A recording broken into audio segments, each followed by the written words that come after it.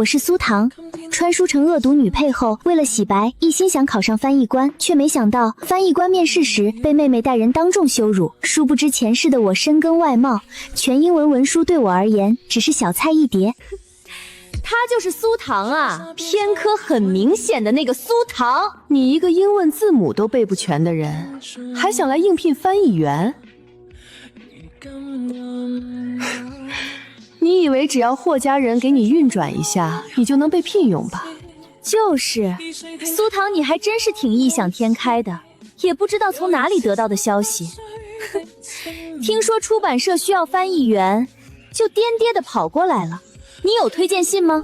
你一个农村来的，不会是想把你在农村的坏风气给带到城里来，企图用龌龊的手段得到这份工作吧？也真是不够要脸，大家往上3代，谁不是农民出身啊？你是觉得自己比别人高贵？你个疯子！你这么生气是因为被我说中了？这是华北大学谢教授给我的推荐信。请问你一个师范中专生，是哪所大学教授给你的推荐信？该不会就是你身边这位编辑部的主编推荐你来的吧？请问这位李主编是什么学历？外语水平怎么样？还是曾经公派留学过，在国内发表过什么优秀论文吗？苏糖，你好大的胆子，敢伪造推荐信！华北大学可是数1数2的高等学校，怎么可能会给你一个考3分的人写推荐信？真的假的？等缪主任来了不就知道了？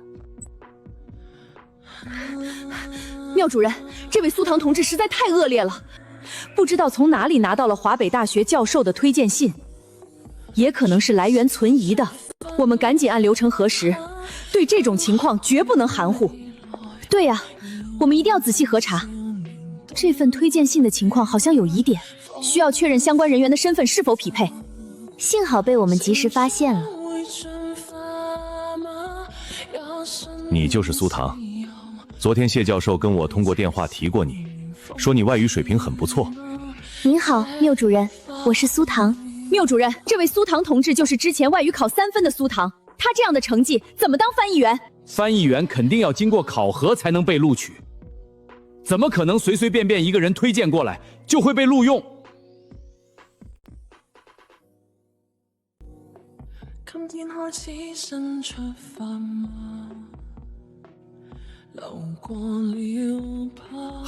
好，这段文字给你翻译的实在太精彩了，让国人一看简直跃然直上，用词也特别的精准。缪主任，据我所知，苏糖只是一个从县城转学来北平的高2学生，难度这么高的一篇文章，高等学府的外语老师都还没翻译出来，他却翻译的又快又好。我想这篇文章他是不是早就看过，并且也提早知道了翻译的内容？缪主任，您可以将这份报纸给我一下吗？ Local parks launch summer night reading activities to enrich residents' leisure life. 李主编，这份报纸是今天刚出来的，应该不存在别人翻译好了我再背下来的情况吧？李主编，你现在还有什么疑问吗？一个人的学识不能单单用学历来衡量。华北大学谢教授亲自给我推荐苏糖，就说明对苏糖的能力十分肯定。谢教授，你给我推荐来的苏糖同志简直太优秀了，像这种高水平的翻译员正是我们现在急缺的，真的实在太感谢你了。你什么有空，我一定要请你吃顿饭。照这么发展下去，好好栽培，以后肯定会成为一名翻译家。这么优秀的女孩子，我一定要介绍给我的儿子，也不能让她因为农村的出生而白白埋没了这样的人才。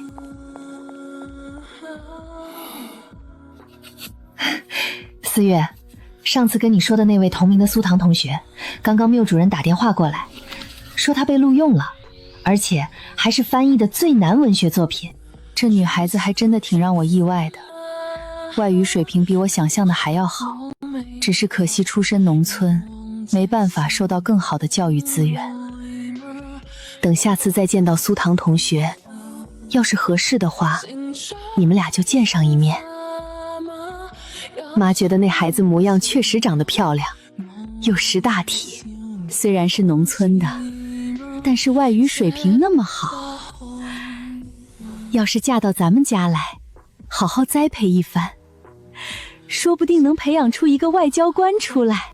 我有我自己的打算，你喜欢的话，可以介绍给孟浩宇。你有什么打算？是有看好的人了？这是我自己的事。行，你不愿意，那我就介绍给浩宇。报告，蒋书记刚出去开会了，要过几天才能回来。知道了。姐，吴妈，你们喝口水吧，我帮你们一块儿收拾。不用了，小晴，我们也快收拾好了。出去。姐姐，我只是看你太辛苦了，想帮你一块儿收拾东西。别逼我扇你。姐，扇完你我就下去告诉霍奶奶说你又犯病了。你说霍奶奶是信你还是信我？苏唐，以后这本20万字的文学作品就交由你来翻译了。缪主任，这本20万字的文学作品，您不是已经交给我翻译了吗？目前我已经翻译3万字了。高慧同志，我综合看了一下你们2人翻译的稿件，感觉苏唐同志翻译的稿件更完美地契合这一本文学作品的内核。所以这本20万字的文学作品，我决定就交由苏唐同志来完成。你每天熬夜翻译这份稿件，对你和肚中的孩子都不太好。这本10万字的文学作品相对难度没有那么大，你翻译也会更轻松一点。可是缪主任，高慧，你放心，你翻译的3万字考酬不用退还。缪主任，那我就先回去了。等这5万字英文稿件翻译完，我再给您送来。谢教授，这是我给您和您孙女做的布丁，您尝尝喜不喜欢吃？若是喜欢吃的话，您告诉我，我再给您做。呀，这布丁闻着好香啊，吃起来一定美味。正好给我住院的儿子尝一尝。谢教授，您儿子生病住院了？他是位军官，前些日子刚做了手术，取出肩膀里面的弹片，昨天刚能下床走路。您儿子是？是位团长，叫霍思月，都26了，还一直没娶媳妇儿。你先陪我去病房看一眼，待会儿我请你去国营饭店吃顿饭。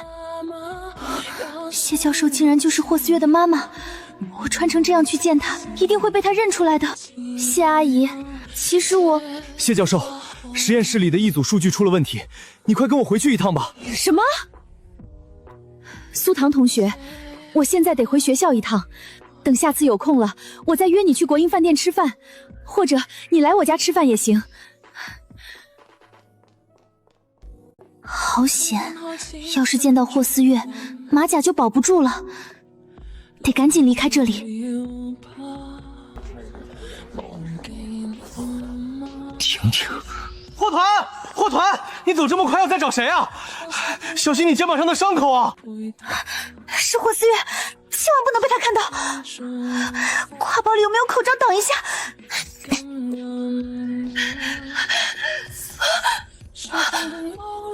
负一层光线暗，必须找地方藏起来。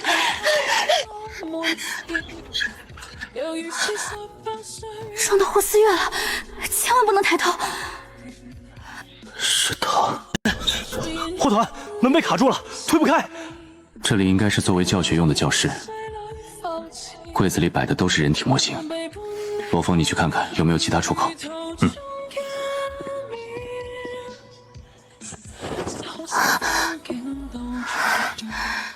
是一具完整的人体模型。我知道你不是婷婷同志。对不起，霍团长，我没打算骗你。但我希望你能给我一次机会。要是现在告诉他我是苏唐，他会打死我吧？他那么讨厌我。我知道你有你的顾虑，我们可以定一个期限。如果这期间我还是没能让你改观的话，我不会再打扰你。我们见面你可以戴上口罩，问题不是口罩，我只想藏好马甲。满脸都是墙灰，他肯定看不清我了。霍团，你们没事吧？霍团长，我在此期间，我也不会去问你的身份，直到你愿意告诉我为止。我有喜欢的人了。我知道，我只是希望你能给我一次机会，1个月就可以。女同志，你就答应我们霍团吧，霍团还从没对一个女孩子这样过呢。你有喜欢的人，又不是处对象了，而且你之前还一直躲在我们霍团怀里呢。你还有什么顾虑，可以跟我说。霍团长，我真的没有那个想法，我们以后还是不要再见面吧，绝不能被他追上。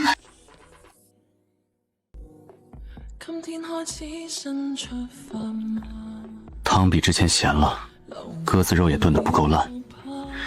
住院这几天，胃口全被苏糖给养刁了。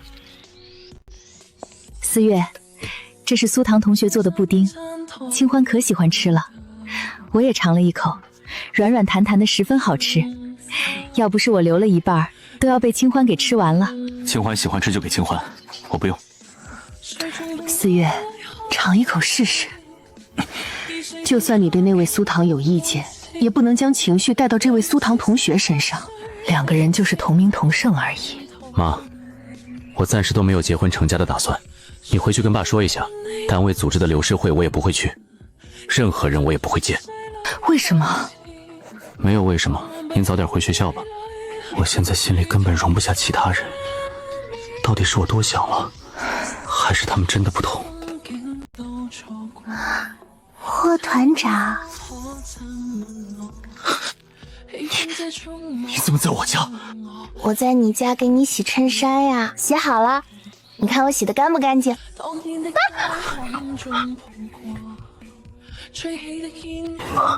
是苏糖，我不会去打扰他，但我一定要弄清楚他身份。霍团长，你这肩膀上的伤势恢复的要比普通的人快许多啊！当然也多亏了苏糖每天给你炖的长伤口的补汤。等出院后，我会偿还这份恩情。我都好久没吃到苏糖做的饭菜了，还挺想念的。现在苏糖是不是住在你家？是。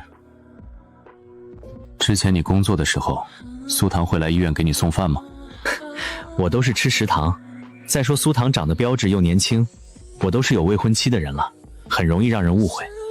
之前我爸妈给你们说媒，你不是觉得不合适的吗？怎么突然问起这个了？我是觉得他和在联谊会上顶替婷婷参加的人很像。你不会怀疑那个人是苏糖吧？但和那个人几次接触下来，给我的感觉他们很相似，不仅仅是眉眼、声音，而且很多细节都能对应得上。我有必要弄清楚顶替婷婷同志的身份。你们接触了好几次？对，昨天我在医院碰到他了，穿着碎花裙子，他的反应很奇怪，见到我就躲。后来在地下室，光线昏暗，他也一直低着头，我没看清他的脸。既然你有这个怀疑，你直接问苏糖不就可以了？如果真的是苏糖的话，那苏糖为什么要躲着你呢？你霍家有权有势，而你年纪轻轻就当上了团长，立过1等功，身高长相也都十分优越。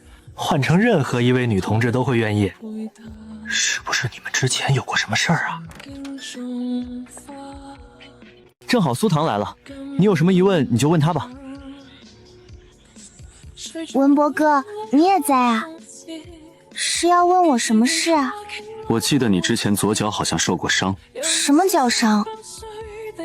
蒋书记那天来的时候，我看你的左脚好像有些不太能吃力，走起路来有些不便，好像受了伤。没有啊，就是进了一颗小石子而已。你的左脚和右脚走路时有些不对劲，一高一低的。既然没有受伤，那应该就是脚部神经出了什么问题。正好宋医生是神经科医生，让他顺便帮你检查一下。这种情况应该是看神经科对吧？对。我记得我一位战友就是因为训练过重，导致走路姿势不协调，去看的神经科。是吗？我自己都没有感觉到。那霍团长，你先吃早饭吧。吃完我去挂个宋医生的号，让他帮我看一下。也行，我吃完陪你去。霍团长，不用麻烦你的，我自己去就可以了。你之前还给我10块钱呢，你不用担心我没带钱。手腕粗细和食指跟婷婷的一样。走吧，我陪你去检查一下。团长，有2位国安的同志。霍团长，我们是国安局的。国安同志，你们好，请问你们找我有什么事？霍团长，我们接到举报，怀疑寄住在你家，一直照顾你的苏唐同志是间谍。这里面是不是存在什么误会？苏唐同志之前连县城都没有出去过，来北平也不过1个月，连接触境外势力的机会都没有。对的，同志，我们都和苏唐同志比较熟悉，他之前就在我们家做保姆，什么样的为人我们很清楚。而且不管是军区大院还是军校家属院，都是有哨兵站岗的，怎么可能会接触到境外势力被策反？这肯定是有人污蔑的，还希望你们一定要查清楚。霍团长，我们这几天调查了苏唐同志的过往学习成绩，期末外语只考了3分，却在华北大学谢教授，也就是你母亲的推荐下，被北平出版社录用为1级难度外语翻译员，这是很多外国语学校学生都达不到的水平。我们现在怀疑苏唐的身份有问题，很可能是境外间谍人员冒名顶替的。如果真的是他，到底想干什么？骗我很有意思。国安同志，我之前跟不上是因为我玩心重，但是自从溺水死过1次之后，我就意识到我不能再这样下去，所以我在宋校长家做保姆期间，就一直在认真学习外语。为了学好外语，每天都会背单词。我还问过宋校长，借过不少外语书籍。国安同志，是这样的，我爸他年轻时就在国安工作过，十分精通外语，而且苏唐同志也十分的聪明好学，一点就通。具体的情况我们会调查清楚的。人是我从钱塘村接来的，我跟你们一起回去接受调查。感谢霍团长你对我们工作的支持。霍团长，这跟你没有关系，你不用陪着我一起去调查。你是我带来北平的，我肯定要对你负责。到了以后不要紧张，有什么就说什么。同志，走吧。思月，国安的人怎么会在这里？我们怀疑苏唐同志是间谍，霍团长主动配合我们回去调查。姐，你怎么能做出这样的事情？难道你去宋校长家就是为了窃取情报的？霍叔叔对你这么好，你怎么能害霍叔叔和霍大哥啊？霍奶奶，你没事吧？最好直接气晕过去，看霍家留不留你。同志，我生在华夏，长在红旗下，热爱我的祖国，从未做过任何损害国家安全和利益的事情。我会全力配合你们的调查。只是我妹妹她精神有些问题，我怕会受到刺激，再次发疯。我没有，我不是。小晴，你的病是不是越来越严重了？之前我们问你的时候，你还能清醒地意识到自己做了不该做的事情。霍奶奶，您能不能让霍叔叔带小晴去专门的医院看一看？我怕她再这样严重下去，可能连血都……我没有，我没病。小晴，你先回家吧。霍奶奶，我刚刚也是因为姐姐被抓走，有些着急，也更是难受。和我朝夕相处的姐姐怎么突然变得这么陌生？同志，我们快走吧。我真的不想刺激到我妹妹，她现在看着还好，就怕待会儿回到军区大院，因为太过担心我而精神失常，大喊大叫，将这件事弄得整个军区都知道。我没有关系，主要是我不想连累霍叔叔和霍团长他们。他竟然提前捂我的嘴，要是军区大院传出消息，霍家人肯定认为是我发病传的。苏唐真是好毒啊！以后我无论说什么，他都可以给我扣上精神有病的冒号。我只能期望他真的有问题，永远不要出来。奶奶，你和小晴先回家吧，我配合国安调查完就回来。思月，你疯了！调查苏唐，你跟着去做什么？你可是军区团长，这传出去对你影响多大？对啊，霍团长，你真的不用陪着我去的。奶奶，是我把溺水的他救回来的，也是我把他带到北平的。要是他的身份真的有问题，我难辞其咎。早该阻止把他接到北平来，弄得家里出这么多事，4月还要被连累去配合调查，只能期望他没做过危害国家的事。他凭什么比我优秀？走了一个霍团长，这次又是入睡。霍团长，我还是要谢谢你。我这是为了霍家，不是为了你。他胆子小，毕竟没有经过专业的训练，还希望通知你们审问的时候平和一点，不用太严厉。霍团长，你放心，我们带苏唐同志回来也是为了核查清楚他的身份，毕竟我们并没有在他的物品中搜查到任何可疑的东西。那你们有没有找到一支刻有英文的美国长钢笔？笔帽内侧边缘刻着 HGL 这3个字母。这个我们并没有发现，都是一些圆珠笔和铅笔。怎么会没有？是被他放到了其他的地方。那有没有找到一件黑白波点的波拉特裙子，或者蓝色的布裙以及碎花裙？没有。难道不是他？你顶替阮婷婷参加军区联员会的时候，是不是得到了一支钢笔？但是我们搜寻你个人物品的时候，并没有找到。这支钢笔你放在哪里了？同志，那支钢笔就放在第2个书桌的抽屉里面，打开就能看到。在钱塘村的时候，整个村的人都知道你为了嫁给霍团长，让耕牛发狂去伤害你自己的妹妹，还以跳河做威胁。为什么在你醒来之后，却反而主动说服你父母，只是让霍团长帮你转学到北平上学？你来北平上学是有什么目的？是想要接触更多科研人员的同学？国安同志，如果我真的是间谍的话，就更应该会想方设法的嫁给霍团长，并且嫁给霍团长后，也并不影响我来北平上学。请回答我刚才的问题。我之前想要嫁给霍团长，是因为看到了霍团长的照片，觉得他应该是位温润清朗的人。但是醒来后发现，霍团长完全与我喜欢的类型是相反的，我自然就改变了想法。而我还想要继续上学，只能让霍团长帮我转学到北平。至于我故意让牛发狂伤害我妹妹，我并不觉得跟我有关系，因为当时村民并没有看到我的脸，只是看到一个戴着草帽，穿着一件花衬衫，朝我家方向走的人。但是这种花衬衫的颜色，村里好几个姑娘都有，而当时事发时，我是在家里睡觉的。后来到了北平，就发现我妹妹精神好像出了问题，会发疯胡言乱语。苏唐同志，你之前给霍团长写去的几封信内容，你应该还记得吧？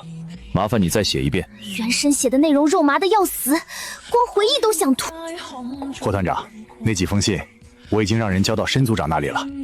要是苏唐同志能够回忆起信件的内容，笔记也全都对得上的话，那就不会有问题了。非常感谢你的配合。调查结束之后，还麻烦孙队长你把这几封书信还给我。钢笔和裙子全都不见了，是他丢了。他这么做到底是为了什么？自从来到北平，他就想脱胎换骨，在医院也一直跟我保持距离。既然想远离，为什么要答应和我跳舞？难道是故意撩拨完就跑？霍团长，这几封书信一直都放在你宿舍的抽屉里，也没见你拆封过，应该也不是什么重要的东西，怎么还怕我们不还啊？这是人家女孩的隐私。霍团长，你知不知道那几封信上都写了什么？孙队长，还有什么需要我配合你的吗？那我派人送霍队长你回医院吧。不用麻烦了。孙队长，希望在纪律允许的情况下，能够让苏唐同志休息一下，喝口水。霍团长，你放心。既然找不到衣服和钢笔，我就去找严正明，把他的画像画出来。哟，霍大团长，今天什么风把你给吹来了？怎么受伤了？我拿东西给你包扎一下。不用，我来找你是有件事想要请你帮忙。我想请你帮我找你之前跟我说的那位画像师，帮我画一张画像。画什么人？这个你先别管。你说的那位画像师现在在吗？唇角上翘的弧度一模一样，我不信是两个人。昨天墙灰掉落，我才看清了全貌，接着送饭的就变成了吴妈，怎么会有这么多巧合？这位女同志是谁啊？标致的就跟画报里的电影明星一样，这眉眼可真漂亮。原来真的是她。大哥，难道你真的要把妈气死吗？那可是国安局啊！我以为他懂事识大体，原来竟然是间谍。本性怎么可能变？我也没想到姐姐竟然会做出这种事。这恩报的真的是想把我们霍家给毁了呀！我打听了，没找到苏唐任何可疑证据，只是核实身份。他怎么可能是间谍呢？大哥，到现在你怎么还执迷不悟？被国安带走的人，有谁是清白的？他可能不是真正的苏唐，是一个相似的人冒充，被四月带了回来。自从姐姐落水后，我就觉察出她和以前不一样了。霍红，你和吴妈现在去把苏唐东西全都扔出去，一件不留。妈，还在调查，事情还没定性。这个电话我是绝对不会打的。霍红去打，告诉国安，苏唐跟我们家没有任何关系。老太太，霍首长，苏唐回来了。姐姐，早上刚被带走，怎么就回来了？霍奶奶、霍叔叔、红姑姑，霍首长，感谢苏唐同志配合调查，发现举报内容不属实，特意送他回来，表示歉意，也想澄清一下。经过联系核查，苏唐同志的身份没任何问题，是被人有意污蔑的。由于苏小晴在配合问询时故意扭曲事实，导致查案方向出现坡差，我们要以妨碍办案罪名将他带回去。我以为就算说谎，顶多是记错，怎么还要把我抓走？同志，苏小晴接受询问时具体说了什么？明明没胎记却说有，明明不花生过敏非说她过敏。小晴，你敢这样胡说八道？要不是同志亲自说出来，真不敢相信。我知道了，你精神上根本就没出问题，你那天就是故意想要污蔑你姐姐。要不是那天正好被苏唐看见，我们还真的以为是他将你打成这样的。不是的，红姑姑，一定是那时我又犯病了，精神错乱，说话颠三倒四的，把对的说成了错的，一定是我又犯病了，一定是这样的。我感觉脑子里好像钻进了一个什么东西一般，在控制我。现在好可怕！我感觉我脑子里好像有虫子在爬，好疼，好疼！小青快要发疯了，你们快拦住他呀！霍首长，咱们也都是身经百战，这种情况相信也不是第一次遇到，就更应该等他自己安静下来。越是拦越是疯，就跟小孩子一样，本来自己摔倒了能爬起来，可是你要是过去对他又哄又抱的，反倒哭得越厉害。霍首长，你都是当爷爷的人了，应该比我更了解。小晴，不要再闹了，跟着国安回去老实交代问题，没几天就能回来。小晴，我一开始也以为你是精神有问题，但是国安这件事后，发现你每次发病，次次都是针对我，跟我有关。霍团长开完刀那天，你就跑到小巷子里抽自己的脸，往墙上撞。你要是真的精神有问题，在病房的时候你为什么不发疯？霍奶奶他们在的时候，你为什么不发疯？偏偏是跑到一个无人的小巷子里，你才开始发疯。姐姐，都怪我没控制好情绪，都怪我。现在国安就在这儿，而且还要把你带回去，你怎么没精神错乱的乱说话，反而一直在为自己解释找借口？偏偏涉及我的时候，你就刚好精神错乱。除了这2次之外，又还有谁见过你发疯、语无伦次的样子？我作证，小晴除了和老太太之外，就属和我待在一起的时间最多。她脑袋灵光得很，说话一套一套的。小晴，犯错了就要接受惩罚，不要抱着侥幸心理，企图用精神病掩盖你的问题，只会害人害己。对于你这种刻意污蔑的行为，我们是不可能纵容包庇的。王组长，现在就麻烦你把苏小晴带走吧。小晴，我们是绝对相信国安同志的判断的。我真不知道你怎么突然变成这样，为什么要去污蔑你的姐姐，要去处处针对她？我也不想这样子，我都是被我姐姐给逼的。你们根本就不知道姐姐有多坏，她从小就是个坏胚子，从小到大就一直欺负我，打我，骂我，拿铁钳烫我，让牛撞我。明明我比姐姐更懂事，但是爹娘的心永远都偏向姐姐。来到霍家以后，我第一次感受到家的温暖。我害怕姐姐会再犯下什么事，连累到霍家。我就只是想让你们把姐姐送回老家而已，我不想一直活在姐姐的阴影里。你说我拿铁钳烫你，那你的烫伤在哪里？明明是你要玩铁钳，我怕你烫伤自己，不让你玩。还有你说是我引牛发狂的，但是当时村里人并没有看到我的脸。事后你的好朋友刘春燕就到处嚷嚷是我做的，也是我落水后的第2天。刘春燕的表哥来我家提亲，明明当时爹不让把事情说出去，许强妈是怎么知道的？你敢说不是你说出去的吗？最后弄得我生命尽毁，到底是谁在欺负谁？小晴，你不是我没有。是不是？我都会派人去把这2件事调查清楚。国安同志，麻烦你们了。霍奶奶，我说的都是真的，你们不要被我姐姐给蒙蔽了。我姐姐就是一个心机深沉的女人，之前在联谊会上故意勾搭霍大哥，让霍大哥穷追不舍的护士也是她假冒的。她一边说不会嫁给霍大哥，结果去宋校长家做保姆，一直都在利用宋校长接近霍大哥。后来在联谊会上假借身份故意勾引霍大哥。那柜子里的凉鞋就是买来送给姐姐的，鞋码一模一样。苏唐，是你冒充了护士的身份参加了联航会。我承认我是参加过，但是那也是因为宋医生的缘故，让我帮忙凑一下人数的。去的时候我不知道霍团长也在，自从我落水醒来后，我就从未再想过和霍团长有过什么纠葛。后来霍团长去找蒋书记，我都是直接让蒋书记拒绝了的。现在我一心只想着念书考大学，对霍团长完全没有任何的想法，也不喜欢霍团长。也请你们放心，我会尽快找到房子搬出去住。姐姐，你就不要再撒谎了。你要是不想和霍大哥有任何纠葛，那为什么不直接告诉霍大哥你的真实身份？霍大哥又是怎么知道你的鞋码的呢？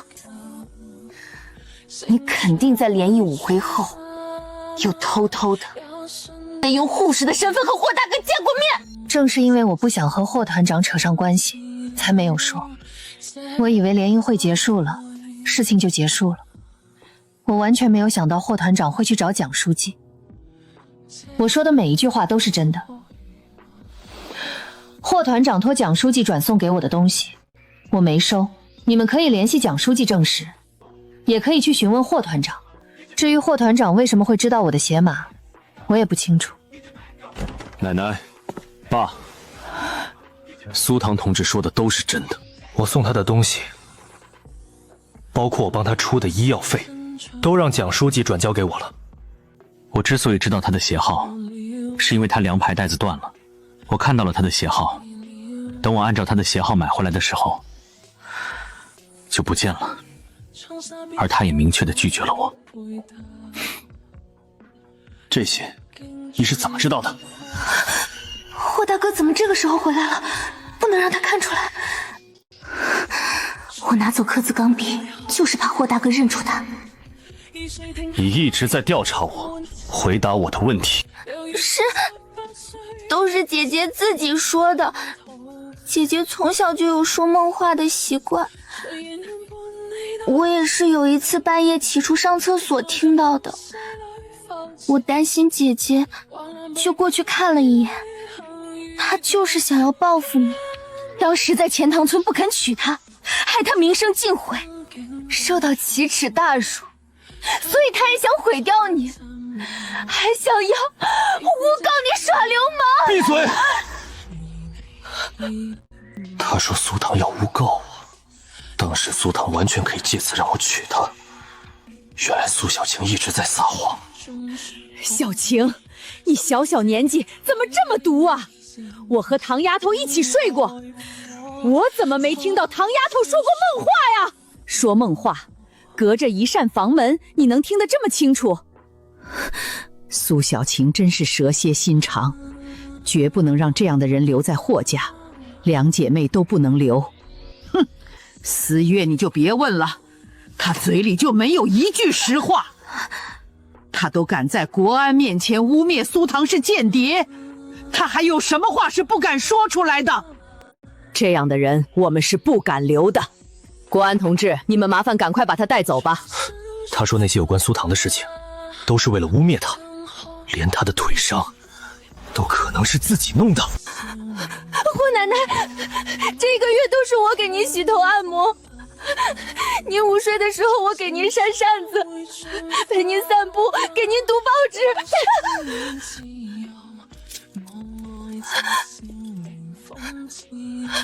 霍叔叔，我爹是您的救命恩人，求求您看在我爹的份上帮帮我，我下次再也不会了。小晴，这一切都是你咎由自取，你把国安局当成什么了？从头到尾都没有悔过的心。我会写信把你做的这些事告诉你爹娘。原谅不原谅，那是你爹娘的事情。对不起，霍奶奶、霍叔叔，自从我们来到霍家后，给你们添了很多麻烦。这几天我会尽快找到房子搬出去住的，因为这件事让你们跟着担心上火。我去给你们煮点凉茶降降火。苏唐一个外语只考了3分的人，真的被出版社录用为1级翻译员了。确实，而且还是我妈给苏唐写的推荐信。从宋医生的口中得知，苏唐去了宋校长家后，就一直在勤奋上进的学习。除了每天做饭打扫家务之外，苏唐把所有时间都花费在了学习上。外语也是跟着宋校长学的。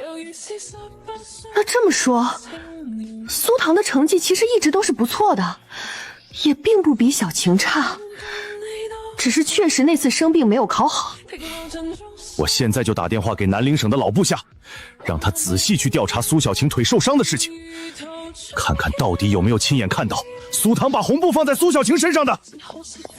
苏唐，这凉茶思月能喝吗？思月现在肩膀上有伤，还是不要喝的好。吴妈，帮思月倒杯温开水来。奶奶，爸，我吃完了，你们慢吃。思月，你今晚不回医院吗？明天回去。那苏唐，你今晚就和吴妈睡下吧。好。思月，我看你今晚没吃多少，应该是你吃惯了唐丫头做的饭菜，我做的不合你胃口。要是你没吃饱的话，我跟唐丫头说一声，让她给你下碗鸡汤面。今天军区后勤刚送来的乌鸡。不用，吴妈她不是我们家保姆，以后不要麻烦她。老太太让唐丫头下楼跟我睡，唐丫头就让我上楼帮她拿下东西。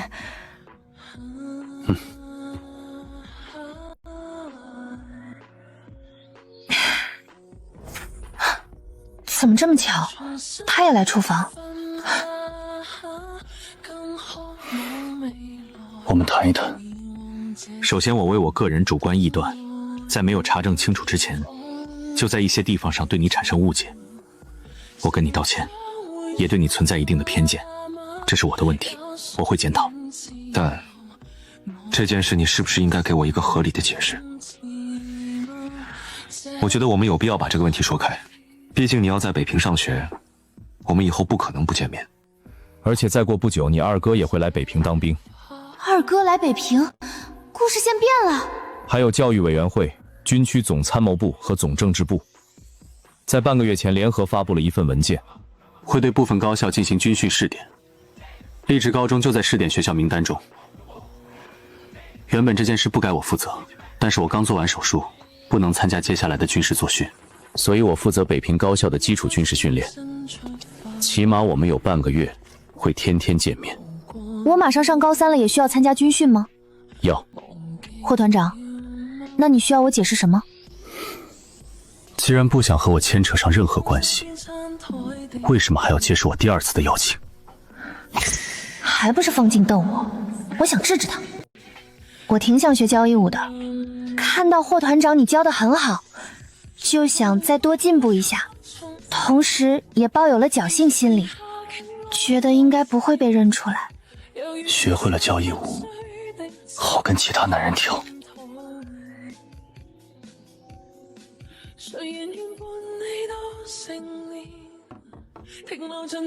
这是我连夜写的检讨书。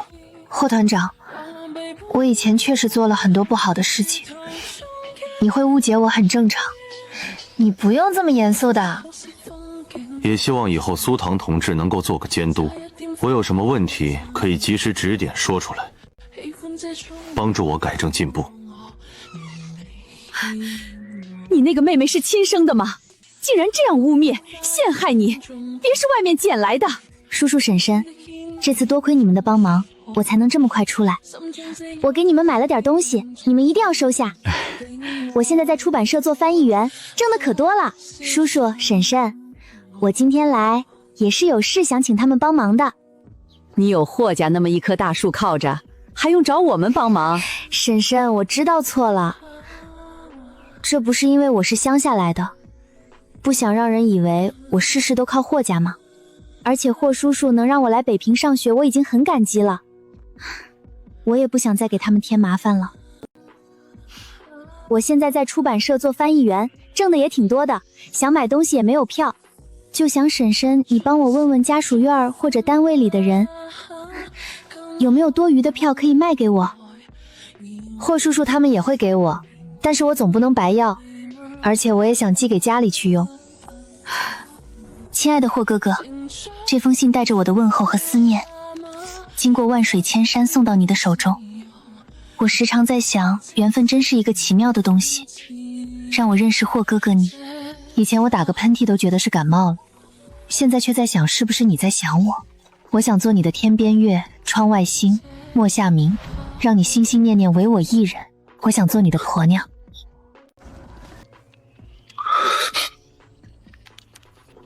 这哪里是信，倒不如说是写给我的情书。以前他喜欢我喜欢的这么热烈直接而且大胆。叫什么？哪个部门的？以前怎么没见过你？同志你好，我叫苏唐，是出版社的临时翻译员，我今天是来交稿的。你就是苏唐？被抓走的间谍竟然还想跑到我们报社来窃取信息，赶紧走！他就是苏唐啊！昨天整个报社楼都传遍了，翻译水平可好了，昨天被国安抓走调查了。那怎么又放出来了？这长相模样气质，哪里有一点乡下人的土气？肯定是经过专门训练的，专门搞不正当工作的。就算从国安出来了，名声也坏了，看他还怎么在学校待下去。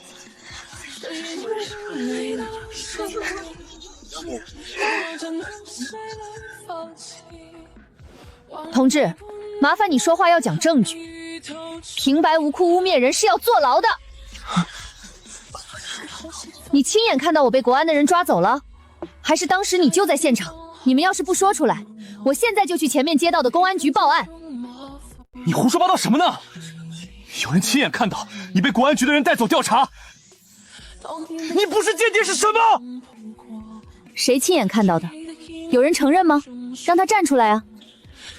叔叔阿姨，刚才的话你们都听到了。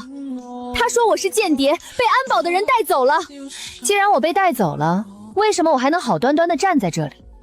国安局的人没把我抓走呢。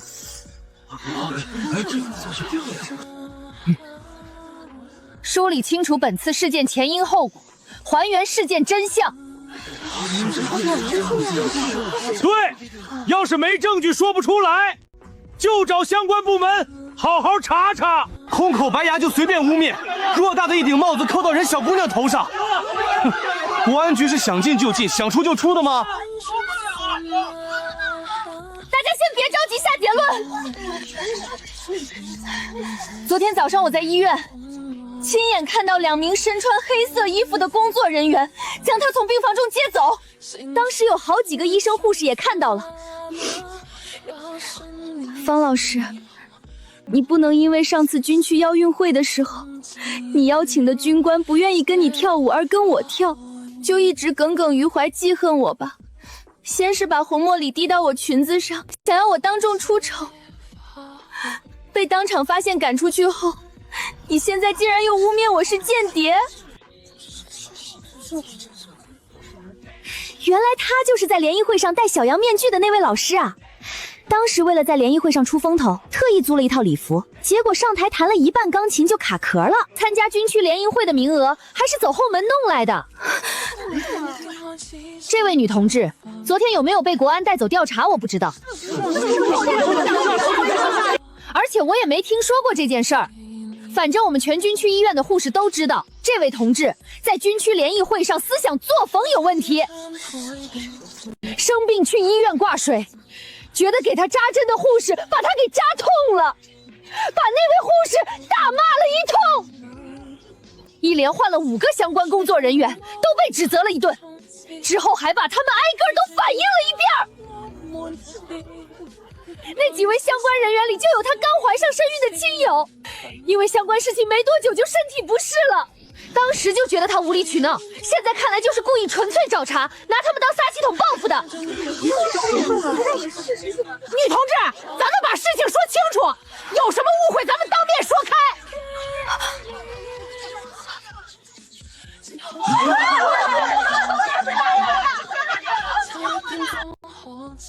同志，现在我可以进去了吗？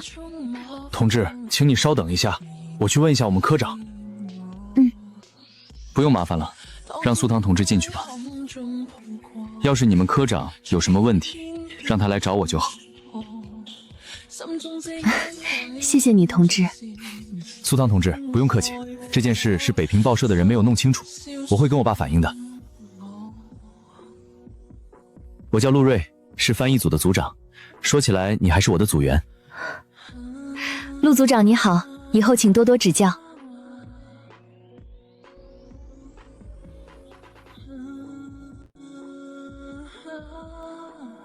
哎呀，缪主任，自从我看了苏唐同志翻译的稿件，我确实翻译的不够出色。再说我怀着孕，每天也不能太辛劳了。高慧同志啊，现在组内就属你翻译水平能达到我要求的水准，组织上对你的期望也是非常高的，也十分体恤你的辛苦。等这本作品翻译完，下本翻译稿件我就跟总编申请为你提价，怎么样？缪主任，我最近身体确实不太舒服，还是交给翻译组的其他同事吧。高慧同志，这样，今天你先接着苏唐同志后面的翻译翻，周一总编上班了，我帮你申请一下。缪主任，苏唐同志可是间谍，怎么能继续采用他翻译的稿件呢？再说缪主任，我怀着身孕，这本文学作品翻译难度也较高，我还是继续翻译我那本签字15元的。哎，高慧同志，缪主任，我是来交稿子的。我也才知道方清同志和苏唐同志之前有过节，故意污蔑苏唐同志的。什么？苏唐是这样吗？其实更早之前，我和方老师就在百货大楼里就认识了。苏唐同志，你放心，这件事我肯定会彻查清楚，严肃处理，绝对不能让这样的害群之马留在队伍之中。谢谢缪主任，这是我翻译的2000字稿件，您看一下有没有问题。高慧同志，既然没什么事，你就早点回去吧。缪主任，你怀孕身体不舒服，就早点回去休息吧。主任，我刚才也看了一下苏唐同志翻译的稿件，语句用词十分的优美，等到上市后肯定会大受欢迎。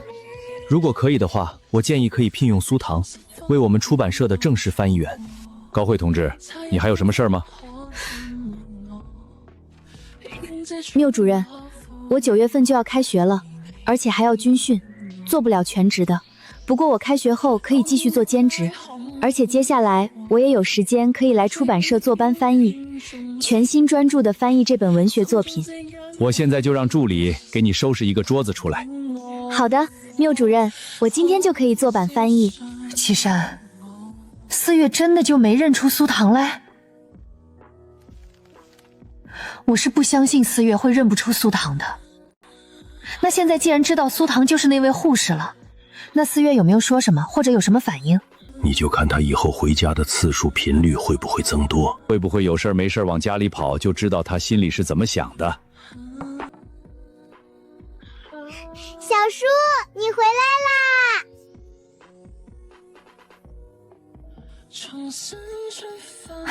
绵绵，慢点儿，你小叔身上伤还没好呢。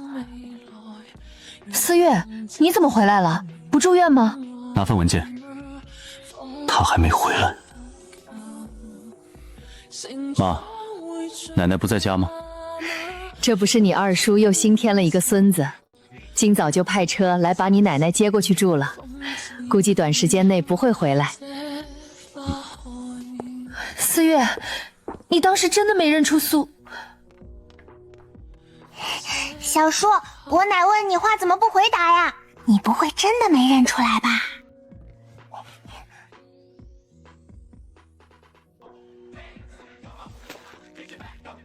小叔，你没认出来，那你可真够笨笨的，难怪娶不到媳妇。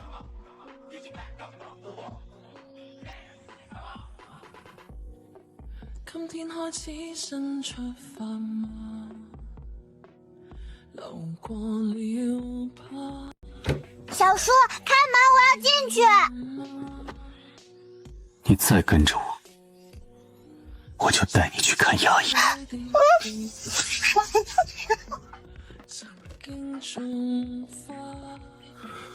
怎么了？苏小琴被牛踩上腿的时候，没有人看到苏唐的脸。都是苏小晴村里玩得好的刘春燕说的，觉得那个人的身形和身上衣服的花色都和苏唐的像，加上苏小许一直在刘春燕面前说苏唐要抢获4月，她下意识的就以为是苏唐。姐妹俩感情就算再怎么不好，妹妹也不能这么恶毒坑害自己的姐姐吧。现在有关苏唐那些不好的传言，我都不知道哪些是真的，哪些是假的。苏唐以前自私霸道，在村里出名。苏小琴吃苦耐劳，却因父母偏心视姐姐为敌。反正苏唐自从来北平后，进步很大，改变也很多。我们也不能总是以眼前的眼光去看待她，要看到她积极好的一面。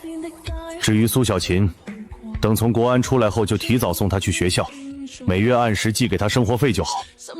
我承认我之前对苏唐有些意见，但是自从我在医院见到她后，就特别的喜欢，觉得十分的亲切。奇怪，吴妈说苏唐去报社坐班翻译了，这现在马上都快7点了，怎么也不见苏唐回来，是不是出什么事儿了？我让警卫员去报社看看。苏唐，你怎么这么晚才回来？我们都等着你吃晚饭呢。你叔叔刚要让警卫员去报社找你。我故意拖晚回来，还买了吃的，就是想避开他们，没想到他们一直在等我。谢阿姨，因为稿件要得急，所以我就回来了晚点了。霍叔叔、谢阿姨，你们不用等我的。那怎么行？你是我们霍家的客人，我们肯定要把你照顾好了。阿姨还要好好感谢你，照顾我儿子那么多天。绵绵，去喊你小叔下来吃饭了。霍4月怎么又回来了？那我岂不是又要和吴妈睡一个屋？我不去。冷冰冰的。阿姨，这些天你一直都炖各种补汤，又是鱼又是虾的，她也不差这只鸡腿。还有苏唐，以后在家里就不要称呼职务，叫4月哥就行。这么冷这么冰的一个人，我还真叫不出口。心中他亲昵热烈地称呼我为亲爱的霍哥哥。苏唐，以后那就搬到思月的房间住就好了。思月屋子里的衣柜大，柜子上还有一面全身镜。反正诗月大部分时间都住在单位，又是个大光棍，用不着睡这么好的房间，放着也是放着，偶尔回来了睡书房就好了。阿姨，我已经很麻烦您和霍师傅了，以后霍团长也会结婚带对象回来的。我觉得我继续住在霍家也不太方便，所以我还是想搬出去住，找个离学校近一点，也能更专注学习。一个人待在屋子里，想干什么干什么，不用顾虑别人的感受。想搬出去住，是因为上午那个男人吗？他帮他找到了房子，想搬就搬出去吧。是我也不喜欢寄人篱下。思月，你在说什么？我帮你找房子。谢谢霍团长，我已经在让我同事帮忙打听了，应该很快就有消息了。苏唐，你要是男孩子的话，叔叔不反对，但是你一个女孩子搬出去不太安全，生活上也会遇到许多麻烦，而且奶奶也暂时去了二叔家，今年过年前应该是不会回来了。你一个人住在楼上的房间也方便，学习也不会有人打扰。苏唐，之前阿姨一直在外地进修，没有照顾好你，等明天就让吴妈把房间收拾出来给你住。我住在霍家确实不太合适，主要也是为了避嫌。霍叔叔，谢阿姨，你们已经很照顾我了。这次要不是霍叔叔，我都不知道能不能从国安局出来。你们放心，我同事帮我找的房子肯定是挨着他们家附近的，有什么事儿都会有个照应的。而且霍奶奶也应该是想要看到霍团长尽快成家的，我怎么能住霍团长的房间？以后霍团长带着嫂子回来住哪里呢？等以后周六末放假，学习不忙的话，我就回来看你们。同事是上午那个年轻男人，他帮他找房子。阿姨，其实我是吃过回来的，因为翻译的太晚，肚子饿了，就在下班路上和同事一起吃了点东西，现在已经很饱了。爸妈，我吃饱了，你们慢吃。早点去洗漱睡觉，去楼上拿书本，顺便把枕头被褥拿下来。这是给我的，这么多票钱还是我急需的，我当然不敢这么想。霍团长，我在书桌上看到一个牛皮纸袋，里面有很多票，应该是你忘记没放好，我给你放地上了。这是我误会你，给你的补偿。霍团长，不用的，你已经跟我道过歉了，而且也给我写了检讨书。要不要是你的事，我会帮你留意房子的事情，有消息我会尽快通知你。还有我爸妈并不太想让你搬出去住，所以你靠自己很难找到房子。既然是为了弥补误会，那我就收着，多条路找房子也挺好，等发稿债，用其他方式还回去。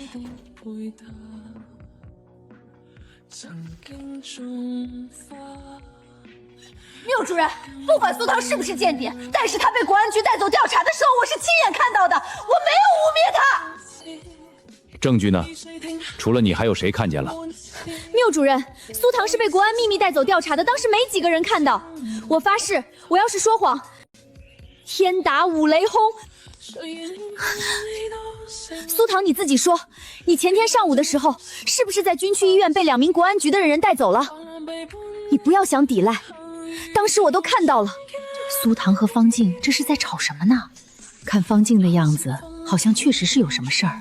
随便乱猜就乱传，那要理性沟通干什么？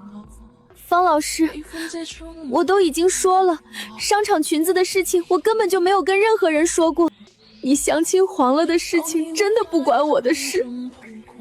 你喜欢的霍团长当天就拒绝了你的。苏唐，你不要想抵赖，转移话题。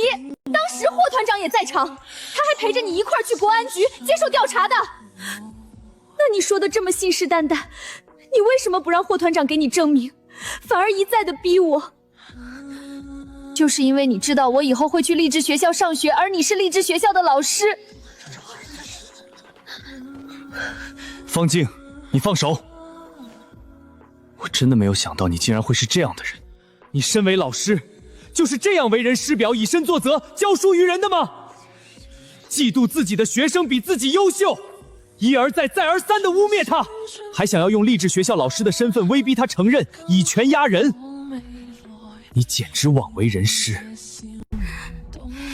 先是霍团长，后来又是陆睿，都维护这个乡巴佬。他根本不是这样，就是故意装柔弱可怜。我一定要撕破他的面目！你不要再装了，你就是被国安局以怀疑间谍的名义带走调查过。你在商场和我抢裙子的时候不是挺强势的吗？你现在这儿装什么柔弱可怜？放开我！放开我！方静，你闹够了没有？刘主任，陆组长，他就是被国安局带走调查过的，他就是间谍，他这一切都是装出来的。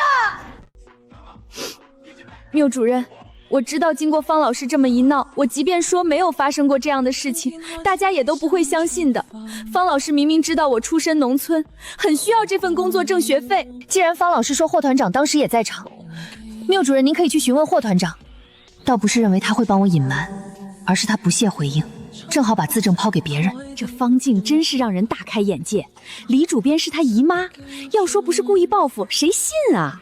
苏唐同志，我相信你是无辜的。苏唐，我也相信你。谢谢陆组长。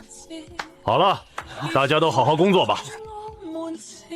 苏唐同志，陆组长对你可真是关心。之前方静同志在的时候，都没见过陆组长帮方静同志倒杯水。高慧同志，我身为组长，关心新来的组员也是应该的。陆组长，谢谢你，我自己来就好了。他是方静的相亲对象，我肯定得想办法远离。大家好好翻译，不要拖慢进度，遇到困难来找我。现在的一些女孩就特别聪明，知道自己出身不好，就会利用优势往上爬，也不知道能不能飞上枝头变凤凰。高慧姐，你知道的这么清楚，是不是因为你以前就是这样的呀？你瞎说八道什么？高慧姐，我就随口一说，你怎么生气了？要不是看她是孕妇，我肯定加一句，被我说中了吗？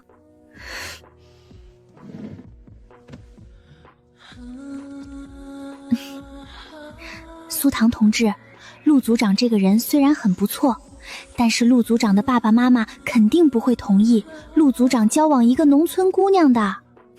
梦月姐，组长可能就是看我还是一位学校生，不要误解了组长的意思。我现在主要任务就是学习，备战高考。苏唐同志，这雨不知道还要下多久，路面积水这么深，公交车肯定过不来了。你家住什么地方？要不我开车送你回去吧。不用了，陆组长，等雨停了我再走也不迟的。苏唐同志，陆组长的家和你家好像是一个方向的，你就顺道坐陆组长的车回去吧，免得生病感冒了，耽误翻译进度。穿上再出去。谢谢霍团长。霍团长，能不能顺便再送一下我同事？可以。苏唐同志，那顺便再载我一程吧，我家离这儿不远，雨天路滑的，我也不太方便。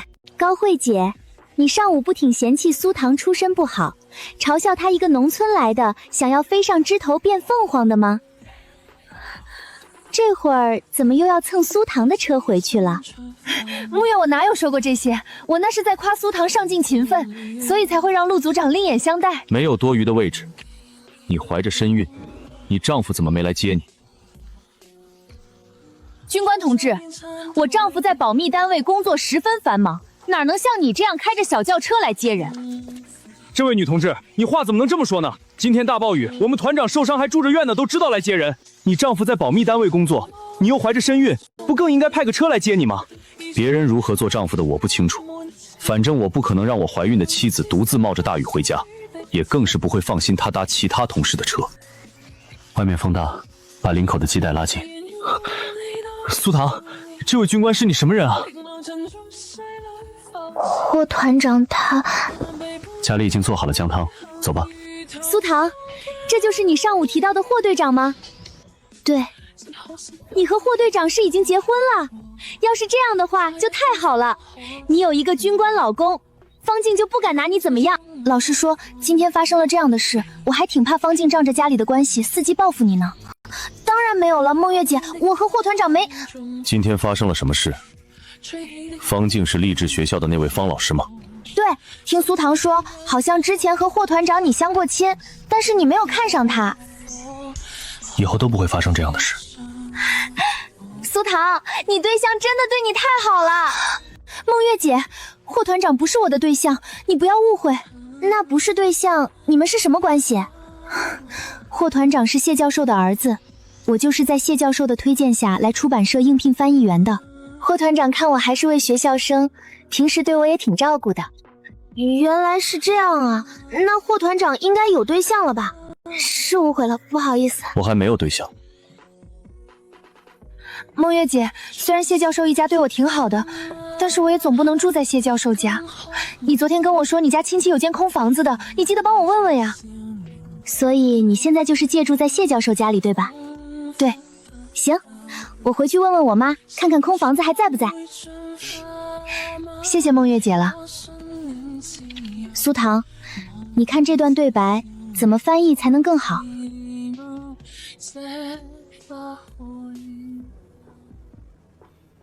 喜欢就赶紧追啊！